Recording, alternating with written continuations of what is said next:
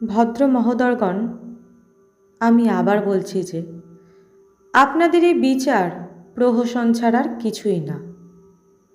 আপনারা জোর করে আমাকে চিরকালের মতো বন্দি করে রাখতে পারেন, যাবজ্জীবন কারাদণ্ডও দিতে পারেন, কিংবা মৃত্যুদণ্ডও দিতে পারেন।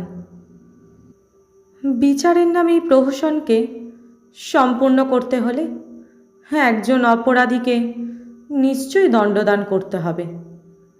কিন্তু আমি যা বলেছি তার বেশি একটা কথাও আমি আর বলতে চাই না। যা আমার মনে আছে তা বিশদভাবে আপনাদের বলেছি। কোনো কিছু লুকোইনি, কোনো কিছু বিকৃত করিনি। যদি সেসব আপনাদের কাছে অস্পষ্ট বা ধোঁয়াটে বলে মনে হয়ে থাকে, তার জন্য আমি দায়ী নই। তার জন্যে সেই ভয়ঙ্কর আতঙ্কের কালো দাগ যা আমার মনকে পিষে ফেলেছিল। আমি আগেই বলেছি, অদ্ভুত সব বিষয় নিয়ে ও হালেই পড়াশোনা করতে খুব ভালোবাসত। আমিও মাঝে মাঝে তাতে অংশ নিতাম না তা নয়। অদ্ভুত, দুর্মূল্য, নিষিদ্ধ বইয়ের প্রচুর সংগ্রহ ছিল ওয়ারেনের। এর মধ্যে যেসব ভাষা আমি পড়তে পারতাম সেসব বই আমি পড়েছি,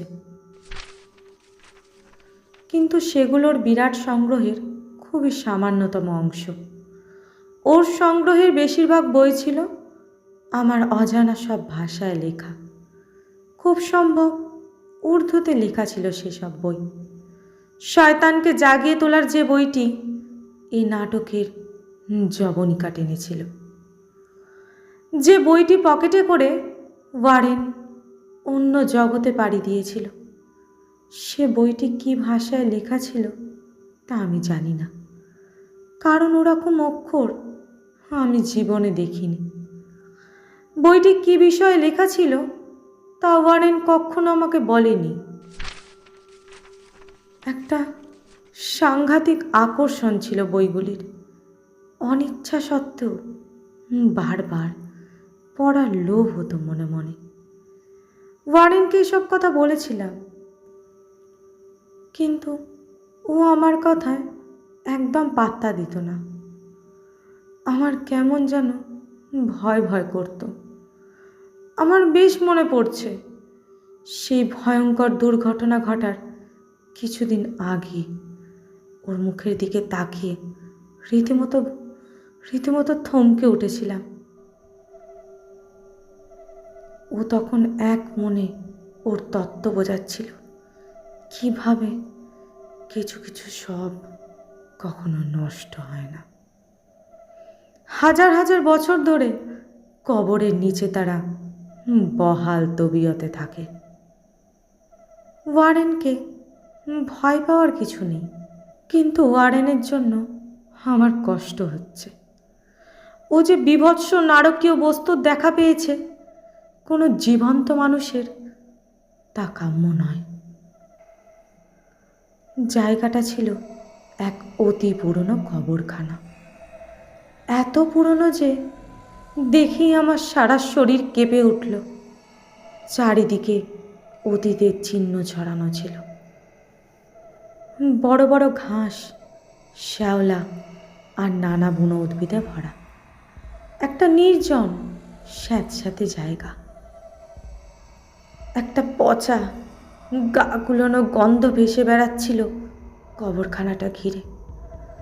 জরাজীর্ণ অবস্থা দেখে পরিষ্কার বোঝা যাচ্ছিল বহুকাল কেউ এদিক মারায়নি। আমার মনে হলো বহু শতাব্দীর ভারী নিস্তব্ধতা ভেঙে আমি আর ওয়ারেন এখানে প্রথম ঢুকলাম। উপত্যকার শেষে আকাশের বুকে এক ফালি পাণ্ডুর চাঁদ উঁকে দিচ্ছিল অজানা পাতালের সব ঘর থেকে উঠে আসা অশুভ ধোঁয়ার ভিতর থেকে। সেই ম্লান ভৌতিক আলোয় আমি কোনো রকমে দেখতে পেলাম প্রাচীন শ্যাওলা ধরা পাথরের চাইগুলো যেন মৃত সৈনিকের মতো লাইন করে দাঁড়িয়েছিল। বড় বড় ফুলদানির মতো পাত্র, বিদেশে যারা মারা গেছে তাদের উদ্দেশ্যে তৈরি করা কবর। কবরের ওপর তৈরি করা স্মৃতিস্তম্ভ সব ভেঙে ভেঙে পড়ছে। ওগুলোর ওপর জমছে স্যাঁতস্যাঁতে শ্যাওলা, আর চারপাশে গজিয়েছে বুনো জঙ্গল। ওয়ারেন যেন মনে মনে কী সব হিসেব করতে লাগলো। তারপরও ভাঙা পাথরের স্তূপের কাছে যে কবরটা ছিল তার কাছে এগিয়ে এলো। এই ভাঙা পাথরগুলো হয়তো এককালে কবরটার ওপর স্মৃতিস্তম্ভ ছিল। তারপরও কোদাল দিয়ে গ্রানাইট পাথরের চাইটাকে চার দিতে শুরু করলো। চাইটা উঠাতে না পেরে ওয়ারেন আমাকে ইশারা করলো। আমিও হাত লাগালাম। অবশেষে মিলিত চেষ্টায় পাথরটা নড়ে উঠল। ওটাকে আস্তে আস্তে তুলে আমরা একপাশে সরিয়ে রাখলাম। পাথরটা তুলতে ওর নিচে একটা অন্ধকার গর্ত চোখে পড়ল। সেই গর্তের ভিতর থেকে পচা গলা, গা গুলানো এক ধরনের ঝাঁঝালো গন্ধ ভেসে এলো। যে ভয়ে আতঙ্কে আমরা কয়েক পা পিছিয়ে গেলাম। কিছুক্ষণ বাদে আবার আমরা গর্তটার দিকে এগিয়ে গেলাম। গন্ধটা ততক্ষণে কিছুটা কমে এসেছে।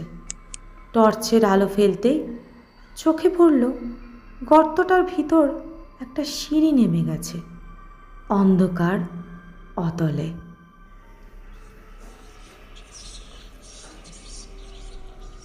ওয়ারেন অনেকক্ষণ থেকে চাপা গম্ভীর স্বরে আমাকে ডাকছিল। আমি কিন্তু শুনতে পাইনি। বেশ কিছুক্ষণ বাদে ওর কণ্ঠস্বর আমার কানে ঢুকল।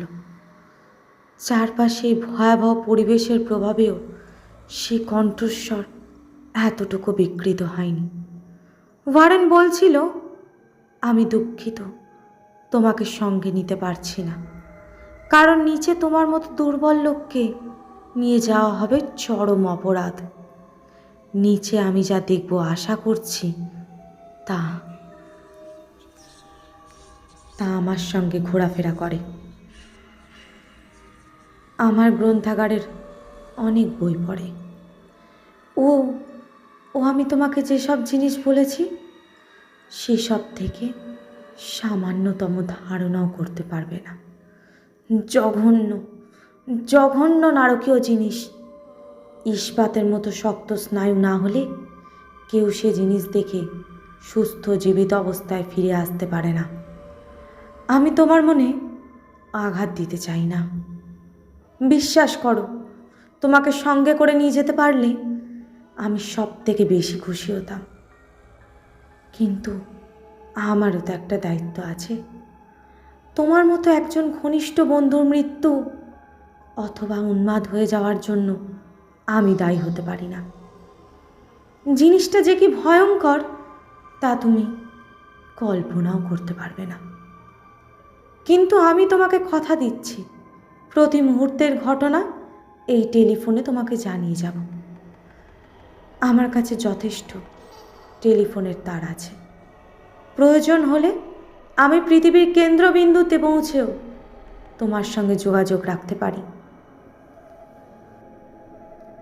এখনো ওয়ারেনের সেই ফিসফিসে কণ্ঠস্বর যেন ভাসছে। আমার অসহায় অবস্থা এখনো আমি অনুভব করতে পারছি।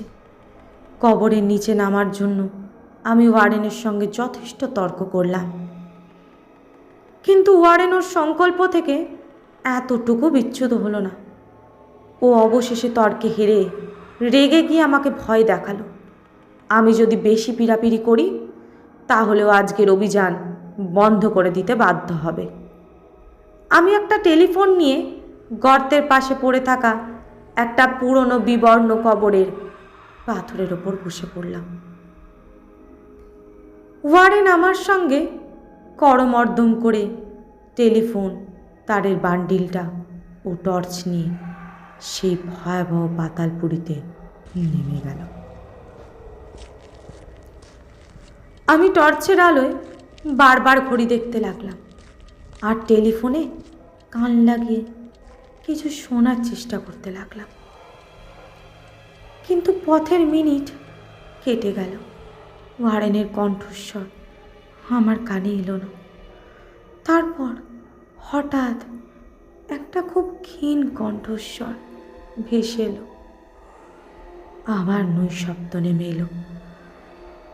আমি একটার পর একটা প্রশ্ন করতে লাগলাম, কিন্তু প্রশ্ন ছাড়া আর কিছুই করতে পারলাম না।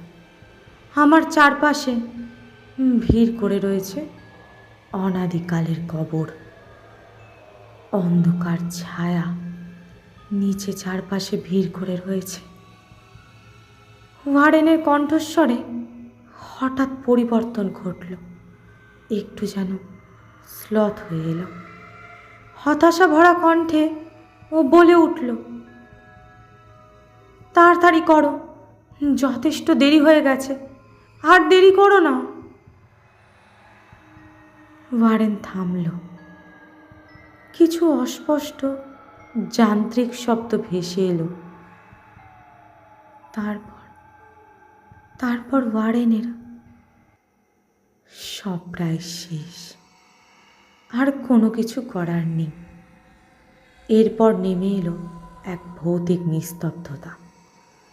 কতক্ষণ যে হতভম্বের মতো বসেছিলাম জানি না, শুধু এইটুকুই বলতে পারি যে সেই ভয়াবহ দানবীয় স্বর আমার কানে এসে পৌঁছেছিল।